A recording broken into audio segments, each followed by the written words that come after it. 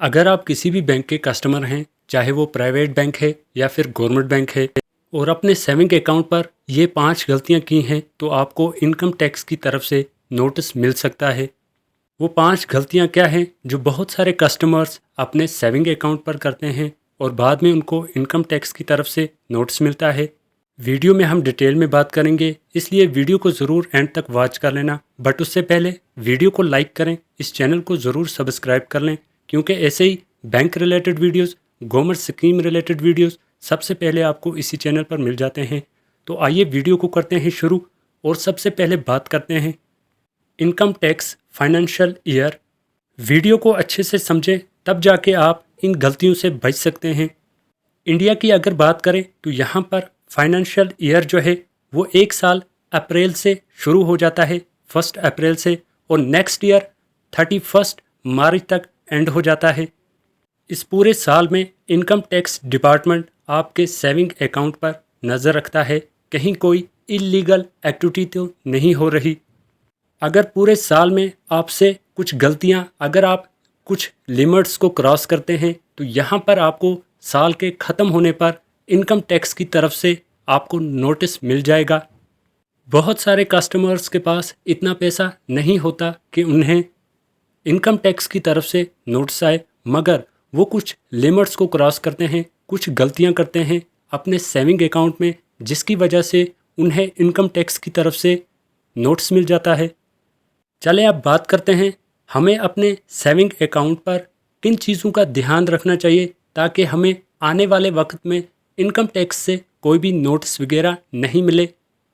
अगर saving account की limits की हम बात करें, तो यहाँ पर आप पूरे साल में कैश की अगर बात करें, या तो आप डिपॉजिट या फिर विड्रॉल सिर्फ 10 लाख रुपए कर सकते हैं अपने सेविंग अकाउंट पर। याद रखें, अपने सेविंग अकाउंट पर आप सिर्फ 10 लाख की ट्रांजैक्शन कर सकते हैं कैश में, या फिर निकाल के, या फिर उसको डिपॉजिट करके। चाहे आपके कितने भी अकाउंट्स हैं, अलग अलग बैंक्स में हैं, उन सब का काउंट किया जाता है, उन सब को मिलाया जाता है।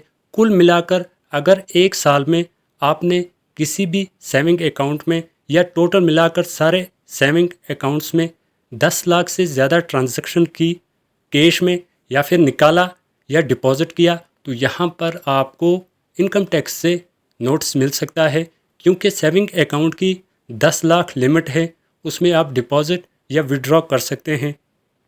अब बहुत सारे लोगों से गलतियाँ क्या होती हैं, वो अपने सेविंग अकाउंट को बिजनेस अकाउंट के लिए यूज़ कर लेते हैं।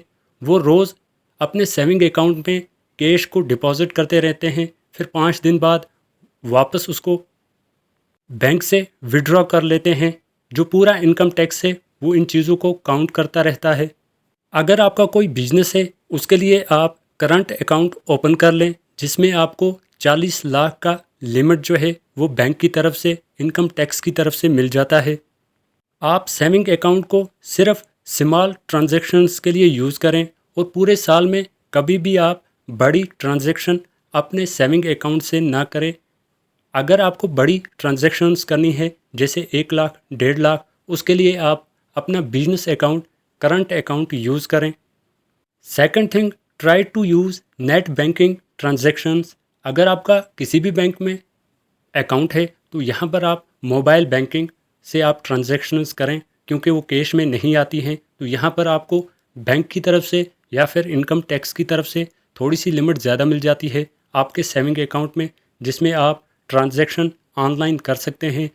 कैश में 10 लाख से आप विड्रॉ या फिर डिपॉजिट उसमें ज़्यादा नहीं कर सकते आप। चाहे आपका सेविंग अकाउंट है या फिर बिजनेस अकाउंट है, जिसे करंट अकाउंट कहा जाता है, हमेशा इनकम टैक्स रूल को अच्छे से समझकर उसको फॉलो करें, तो आपको फ्यूचर में कभी भी इनकम टैक्स से कोई नोटिस नहीं मिलेगा, क्योंकि आप गवर्नमेंट के रूल्स को फॉलो करोगे। आई होप ये वीडियो आपको पसंद आया होगा। ऐसी वीडियोज़ के लिए